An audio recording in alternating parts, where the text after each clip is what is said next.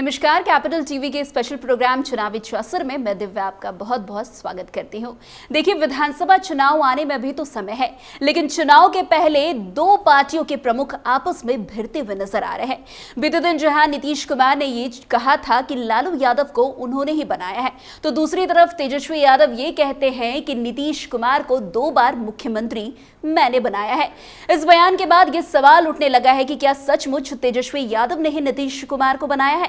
क्या तेजस्वी यादव जिस तरीके से उन पर आरोप लगते हैं कि वो बचकानी हरकत करते हैं, क्या वो अब सच होना शुरू हो गया है? आज उस पर विस्तार से चर्चा करेंगे और हमारे साथ आज मौजूद हैं वरिष्ठ पत्रकार सरोज सिंह। सर, आपका बहुत बहुत स्वागत है। जी, बहुत धन्यवाद। सर, जिस तरीके से तेजस्वी यादव पर बहुत बार ये आरोप लगता है कि वो बचकानी हरकत करते हैं, अब जिस तरीके से तेजस्वी यादव बयान दे रहे हैं कि नीतीश कुमार को 2 बार मुख्यमंत्री मैंने ही बनाया है, तो क्या वो बचकानी हरकत अब सामने आने लगी है तेजस्वी की?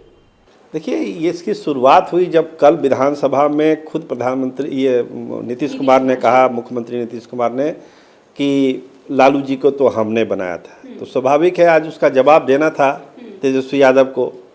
और 2 बार आरजेडी के समर्थन से सरकार बनी है, 2 बार सीएम बने हैं, तो देखिए फैक्चुअल तो कोई मिस्टेक नहीं है। लेकिन तेजस्वी यादव को यहाँ बोलना सही नहीं था, क्योंकि वो अभी बहुत छोटे हैं नीतीश कुमार से। ठीक है, एक सियासत हो रही है, चुनाव का साल है, तो अगर एक कोई सवाल कर रहा है तो उसका जवाब तो अगला आदमी देगा, लीडर ऑपोजिशन को देना ही देना है। उस संदर्भ में बात हुई है। हाँ, भाषा क्या होनी चाहिए, भाषा पर आप बात कर सकती हैं कि जो टोन है उस पर आप बात कर सकती हैं कि भाई सीएम हमने बनाया और किसने बनाया। अरे ये तो जनता बनाती है, जनता तय करती है, लेकिन इस तरह की टोन में और टेम्परामेंट में बोलना, उस पर आप उंगली उठा सकती हैं। लेकिन ये तो फैक्ट है ना भाई कि 2 बार मुख्यमंत्री बने हैं आरजेडी के सहयोग से। तेजस्वी ने यह भी बोला कि जेडीयू पार्टी नहीं बचती अगर हम सपोर्ट नहीं करते तो। देखिए, ये तो कहा जा रहा था ना कि जिस तरह की परिस्थितियां हैं, अभी क्या कहा जा रहा है कि आरजेडी में टूट हो सकती है, विधायक इधर जा सकते हैं, सांसद उधर जा सकते हैं। तो ये परिस्थितियां जनता दल यूनाइटेड के साथ पिछले समझिए कि साल 1.5 साल से ये परिस्थितियां बनी हुई, 2 साल से परिस्थितियां बनी हुई है। चूँकि 43 विधायक जीतने के बाद एक दबाव है नीतीश कुमार के ऊपर भी पार्टी को बचाए रखने का, और चुनावी साल है तो स्वाभाविक है कि एक दूसरे के जहां कौन जीतने की संभावना ज़्यादा है वहां पर ज़्यादा विधायक अपना जाने की कोशिश कर रहे हैं। तो इन तमाम संदर्भ में अगर देखिएगा दिव्या जी, तो बात आज जो कही तेजस्वी यादव ने, तो उसमें कोई फैक्चुअल मिस्टेक नहीं है। हम बार बार कह रहे हैं कि बोलने के अंदाज या टोन पर आप उंगली उठा सकते हैं, लेकिन दोनों चीज़ें राजनीतिक परिस्थितियों में सही है। सर, ऐसा तो नहीं कि तेजस्वी यादव अपने महागठबंधन को ना देखकर सिर्फ एनडीए के तमाम नेता क्या बोल रहे हैं, क्या कर रहे हैं, सिर्फ उस पर ध्यान दे रहे हैं? क्योंकि महागठबंधन में भी अभी देखा जा रहा है काफी फूट पड़ी हुई है, तो महागठबंधन छोड़कर सिर्फ एनडीए के नेता क्या कर रहे हैं, क्या बोल रहे हैं, नीतीश कुमार क्या कह रहे हैं, क्या बोल रहे हैं, सिर्फ उस पर ध्यान दे रहे हैं तेजस्वी यादव। अब तेजस्वी यादव ने जो इशू उठाया हुआ है, चाहे वो फ्री बिजली हो, महिलाओं को जो पैसा देना, उन तमाम चीज़ों पर तो वो स्टैंड कर ही रहे हैं। आज भी देखिए उनकी युवाओं की रैली थी, तो एक काम तो हाँ एक सेगमेंट काम कर ही रहा है, लेकिन अपने जो सामने खड़ा आपका जो राजनीतिक दुश्मन है उसको भी तो ये अंडर प्रेशर लाना है। तो अगर इस तरह के हमले नहीं होंगे तब तो फिर वो आगे बढ़ने का काम शुरू होगा। तो राजनीतिक नज़रिए से तो तेजस्वी यादव अपने जो प्लान है उस पर इम्प्लीमेंट कर रहे हैं। जी सर, आज जैसे कि आपने युवा चौपाल की बात की, तो तेजस्वी यादव ने आज युवा चौपाल कार्यक्रम का आयोजन किया, जिसमें उन्होंने एक बात कही कि 2025 में एनडीए का सफाया हो जाएगा और एक बार फिर से महागठबंधन की सरकार बन जाएगी। तो क्या लगता है, जिस तरीके से तेजस्वी यादव बड़ी बड़ी बातें कर रहे हैं, भविष्यवाणी कर रहे हैं, क्या सचमुच 2025 में जो है महागठबंधन की सरकार बन जाएगी? देखिए, सरकार किसकी बनेगी 25 में, तो जनता को तय ही करना है ना भाई।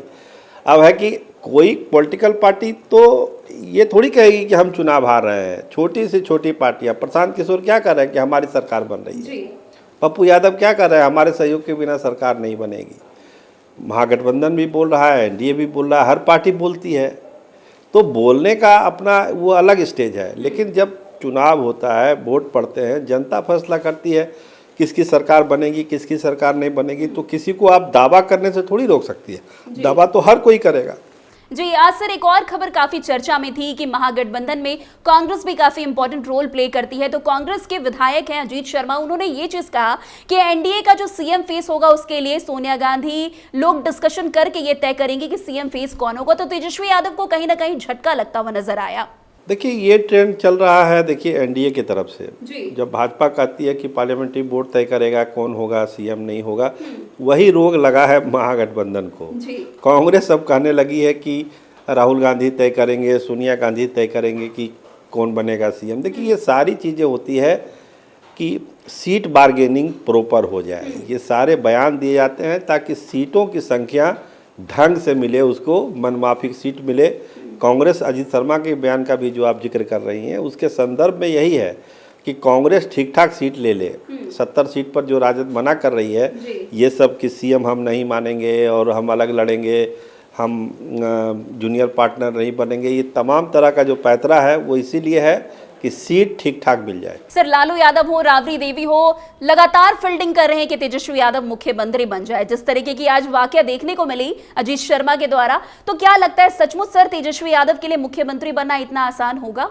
नहीं, किसी के लिए आसान नहीं होता, तेजस्वी यादव के लिए भी आसान। लेकिन लगातार तेजस्वी यादव कहते हैं कि उनकी सरकार बनेगी। ऑब्वियसली अगर उनकी सरकार बनेगी तो मुख्यमंत्री तो वही बनेंगे। लेकिन जिस तरीके से कांग्रेस साइडलाइन हो रही है, कांग्रेस लगातार बयानबाजी कर रही है, आज उन्होंने ये भी कहा कि 70 सीट से भाई हम कम तो नहीं लेने वाले। तो क्या लगता है तेजस्वी यादव के लिए मुख्यमंत्री बनना इतना आसान होगा? देखिए, दबाव की राजनीति है। दबाव की राजनीति जब तक सीटों का बंटवारा नहीं हो जाएगा तब तक दबाव की राजनीति चलती रहेगी। इस तरह का बयान दिव्या जी आप सुनते रहिएगा। एक बार सीट डिसाइड हो जाएगा, ये सारी चीज़ें ख़त्म हो जाती है। सब नेता आपको गले मिलते हुए दिखाई पड़ेंगे। इसलिए सीट बंटने तक का इंतज़ार कीजिए। तब तक आप इस तरह के बयानों का कि हम अलग चुनाव लड़ेंगे, हम इतने सीटों पर लड़ेंगे, हम फलना को मुख्यमंत्री नहीं मानेंगे, इस तरह का बयान अभी 5-6 महीने चलता रहेगा। जी सर, तेजस्वी यादव ने एक और बयान दिया था कि हमको 75 साल का मुख्यमंत्री नहीं चाहिए बिहार के लिए। तो इस पर क्या कहेंगे? ठीक है, अब जो युवा हैं, युवाओं की बात करते हैं, युवाओं की रोजगार बात करते हैं। उन्होंने तो खटारा सरकार भी कह दिया, बहुत सारी बातें वो आजकल कह रहे हैं। लेकिन 75 साल का मुख्यमंत्री होगा या 40 साल का मुख्यमंत्री होगा, इसको जनता को तय करने दीजिए ना। ये तो जनता तय करेगी कि मुख्यमंत्री कौन होगा। आप बोल रही हैं, अच्छी बात है कि भाई बोल रहे हैं कि भाई 70 साल का नहीं चाहिए, 75 साल का नहीं चाहिए, तो उनके बोलने से थोड़ी मुख्यमंत्री बनेगा बिगड़ेगा। तो जनता जब वोट करेगी तब तय होगा कि कितने साल का मुख्यमंत्री बिहार को मिलने वाला है 25 के चुनाव में। बहुत बहुत शुक्रिया सर हमारे साथ जुड़ने के लिए। बहुत धन्यवाद। तो आपने सुना जिस तरीके से तेजस्वी यादव बड़ी बड़ी बातें कर रहे हैं, वो 2025 में ही पता चल पाएगा कि जिस तरीके से तेजस्वी यादव ने अपनी फील्डिंग करना शुरू कर दिया है। लालू यादव, राबड़ी देवी तेजस्वी यादव के लिए जिस तरीके से फील्डिंग कर रहे हैं कि वो मुख्यमंत्री बने, वो होगा या नहीं होगा ये तो जनता ही तय करेगी। खैर, आज के इस स्पेशल प्रोग्राम में बस इतना ही। अन्य प्रोग्राम में हमारे साथ ऐसे आगे बने रहें और देखते रहिए। तब तक के लिए कैपिटल टीवी बिहार। धन्यवाद।